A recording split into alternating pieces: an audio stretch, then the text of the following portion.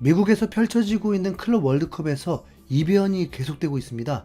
원래라면 비시즌에 진행되는 대회라 그런지 의외로 관심도가 떨어질 것 같은데 현재 FIFA 월드컵은 조별리그를 다 마치고 16강 토너먼트를 진행하고 있습니다. 16강의 네 번째 경기까지는 큰 이변 없이 무난하게 승리팀이 결정되고 있었는데요. 다섯 번째 경기인 인터밀란 대 플루미넨시의 경기부터 이변이 일어나기 시작했습니다. 챔피언스리그 준우승에 빛나는 인터밀란이 브라질 리그의 플루미넨시에게 0대2로 완패해버린 것입니다. 물론 인터밀란은 그 사이에 큰 변화가 있었죠. 챔스 준우승을 이끌었던 시모네 인자기 감독이 팀을 떠나서 알힐랄의 지휘봉을 잡게 됐고 선수단은 노쇠화로 인해서 클럽 월드컵이라는 가혹한 일정을 수행하기 힘들었습니다. 하지만 조별리그는 1위로 통과하면서 나름 건재함을 보여줬던 팀이 인터밀란입니다. 반면 플루미넨시는 조 2위였는데 한국의 울산 HD와 같은 F조 소속이었죠. 플루미넨시는 F조에서 울산을 상대로 1승을 얻는 데 그쳤고 도르트문트와 마멜로디와는 모두 비기면서 애매한 경기력으로 16강에 올랐습니다. 아무리 그래도 체급 차이가 있는데 웬만하면 인터밀란의 승리가 유력했던 상황에서 경기 시작 3분 만에 이변이 시작됐습니다. 수비 장면에서 계속 볼이 굴절되다가 정말 운이 없게도 플루미넨시의 크로스가 인터밀란 수비수의 발을 맞고 높게 떴습니다. 그리고 그 공이 하필이면 골대 앞으로 달리던 플루미넨시의 공격수 코앞으로 떨어지면서 그대로 헤더골로 연결되고 말았죠. 엉겁결에 한 방 맞은 인터밀란은 그 뒤부터 정신을 차리고 공격에 임했지만 플루미넨시를 뚫어내지 못했습니다. 실점 이후부터 정규 시간이 끝날 때까지 15개의 슈팅을 시도했지만 유효 슈팅은 4개 뿐이었죠.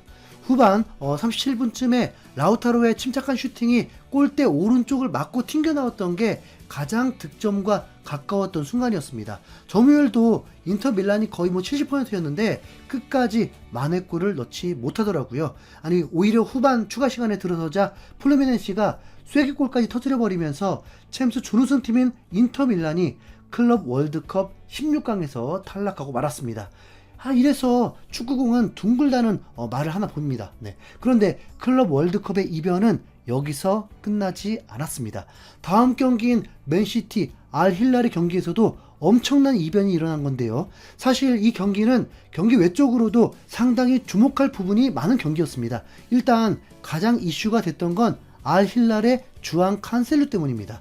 원래 맨시티 소속이었던 칸셀루는 월드클래스급 풀백이라는 평가를 받으면서 절대 이적 불가능한 자원이었죠. 그러나 2년 전에 출전 시간을 이유로 과르디올라 감독에게 칸셀루가 항의를 한 뒤 완전히 대우가 달라지고 말았습니다. 당시 칸셀루는 과르디올라 감독과 다투고 자신이 직접 미넨으로 가는 임대서류를 작성해서 맨시티 보드진에게 가져갔다고 하는데요. 감독과 다투는 것까지는 이해할 수 있다고 해도 선수가 스스로 역지한 서류까지 들이밀자 맨시티 구단도 칸셀루를 쳐내기로 했습니다.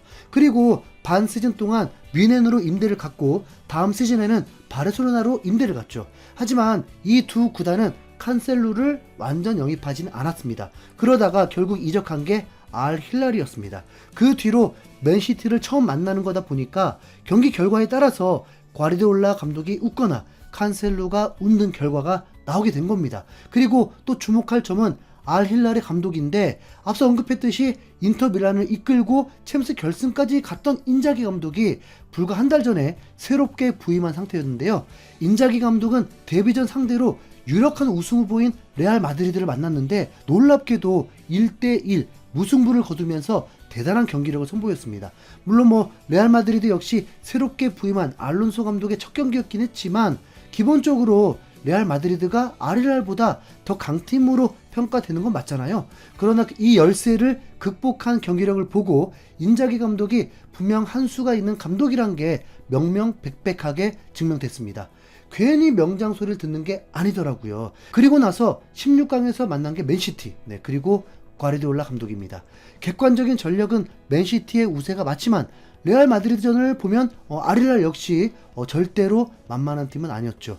또 어쨌든 알힐랄도 스타 선수들이 많아서 칸셀루 말고도 네베스, 쿨리발리 같이 유럽에서 날렸던 수비수들이 있고 브라질 국대 윙어인 말콤과 브라질 유망주 마르쿠스 레오나르두, 라치오 출신의 미드필더 밀린코비치 사비치 등 수준급 선수들이 포진되어 있거든요. 하지만 경기는 예상대로 맨시티가 일찌감치 선제골을 넣으면서 진행됐습니다. 전반 9분쯤에 맨시티의 날카로운 침투 패스가 컷백까지 이어졌는데 수비하는 과정에서 공이 튕기면서 베르나르도 실바에게 갔습니다. 그걸 그대로 밀어 넣으면서 골이 됐죠. 그렇게 한 골 앞선 채 전반이 종료되면서 맨시티가 이기는 그림이었습니다. 그러나 후반 시작과 동시에 알 힐랄이 동점골을 넣으면서 따라갔는데요. 칸셀로의 날카로운 크로스를 맨시티 골키퍼가 쳐낸다고 한 게 디아즈를 맞고 튕겨버렸고 우당탕탕탕 하다가 결국 아릴랄의 원톱 공격수 레오나르도가 머리로 공을 밀어 넣었습니다. 기세를 잡은 아릴랄은 공격을 몰아치면서 6분 만에 추가골, 역전골까지 터뜨려버립니다. 후반 6분에 칸셀로가 환상적인 전진 패스로 아릴랄의 역습이 시작됐고 뒷공간을 가르는 패스 한 방에 맨시티의 수비가 뻥 뚫리고 말았습니다. 브라질 국대 윙어 말콤이 그대로 달리면서 경기장의 절반을 드리블하더니 골대 오른쪽으로 낮게 깔린 슈팅으로 추가 득점에 성공했습니다. 순식간에 역전당한 맨시티, 특히나 역전골을 어시스트한 선수가 칸셀로라는 게 더욱 뼈아팠을 텐데요. 역전을 당한 지 불과 3분 만에 혼란이 재차 동점을 만들어 버립니다.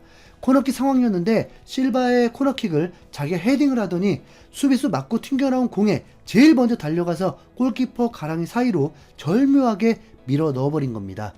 괴물 스트라이커다운 모습이었죠.